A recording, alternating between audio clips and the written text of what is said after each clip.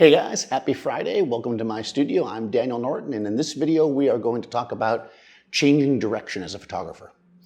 So I make these videos every Friday. If you guys are interested in this kind of stuff, go ahead, subscribe, ring the bell, all that goodness, and let's get to it. So I got a question about, or from a photographer that is doing a certain kind of work, I believe press photography, and they want to, now they've been doing this for a long time, they want to convert or change into to become a wedding photographer. This could be a huge topic of multiple videos, but I'm going to kind of do an overview in a short one here. And if you guys want to know more about this particular topic, maybe we can make a longer video. I'll kind of get some feedback, so make some comments below.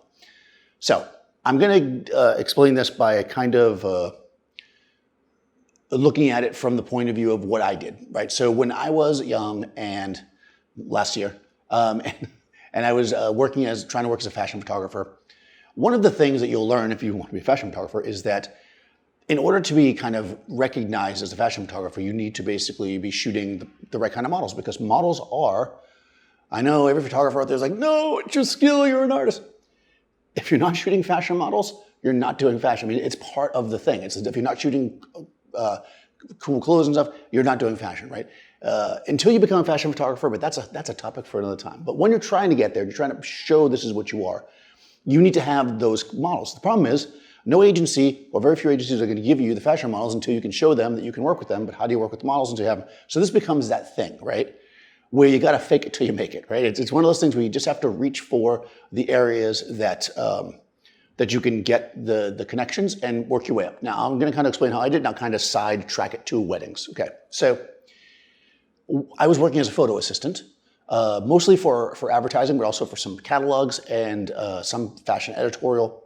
And what I would do is, while I was on shoots, or once the shoot was over or whatever, I would just be friendly and professional throughout the whole shoot. And then if there were time, and I would ask the photographer's permission, so I didn't do it the first time I worked for a photographer, it would have to be a relationship with them.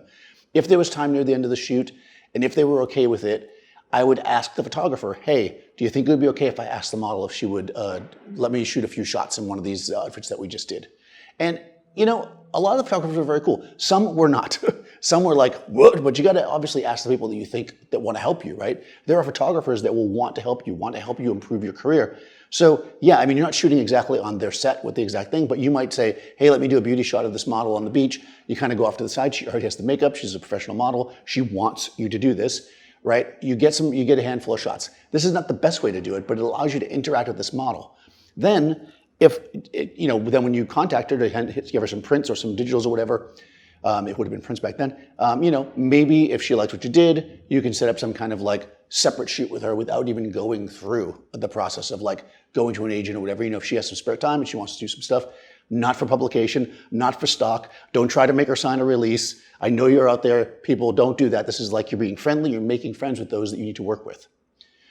Okay, so you do this, and then, models know other models. And from that, you build up. And next thing you know, you're shooting 4 or 5 different models that are all of the type that you need to shoot. You get something going. Then you go to an agency. And you're honest. And you say, hey, I've been working as a photo assistant. I did these shoots on the side. And if they like your work, they will eventually you'll break in. You need to be honest. You need to do the legwork. You need to work it. So how is this relevant to, let's say, if you're a news photographer or whatever, and you want to break into doing weddings? Well, you have to look for the opportunities you can look for. Do you have a friend or a cousin or somebody that recently got married or is getting married, right? Don't interfere with the actual wedding photographer. Don't show up at the wedding with your camera. Don't do those things, right? Ask them separately, right? Hey, when you get back for your honeymoon or whatever, would you mind, posing for me? You can put your dress on. I'll take some fun shots. We'll have the day of it. I'll buy you lunch, whatever. And you can get these people, because what you want as a wedding photographer is pictures of brides and ideally grooms, and maybe bridesmaids or whatever, in great poses, right? You want them in the pose shots. I think that most people are going to assume that anybody who says they're a wedding photographer can shoot the picture of somebody eating a cake. Maybe not, but I think those aren't the shots that sell it. I mean, I'm not a wedding photographer, but I've worked for wedding photographers. I know a lot of wedding photographers. They do show some fun party shots, but the main shots, the killer shots that bring people in, are the shots of the bride, right? Because the bride's hiring the photographer because they want to look great in that dress in that moment. So use the resources you have. right? Look for somebody that might be getting married or was married in the past. Or if you're like me, like where I shoot with a lot of models, rent or buy or go to Goodwill or get one donated or whatever, some kind of wedding type dresses, and go out and just shoot fake brides, right? Create a bit of shots like that so you get your first opportunity. You need to show that you can do it before you actually get a chance to do it. So that's the hardest part. So any kind of stuff like this. I've mentioned this before about food. If you want to shoot food, you got to kind of make it happen on your own as best as you can, and then you'll be able to get actual jobs. If you want to shoot portraits, you got to shoot whoever's around that will pose for you. That's how you do it. You want to shoot fashion, you got to find people that will work with you because they like you, because you have a connection. And then once you're able to show some shots, then you can do the cold call. Because once I've got 20 great pictures of brides, I can like put up a little, I can put up Instagram, whatever I'm going to do, and say, hey, I shoot brides, I shoot weddings, hire me. So that's it. That's my take on this. This is pretty universal. If you want to do something, think about a way to make a connection with somebody that will allow you to produce the images that seem like the right type for that type of industry.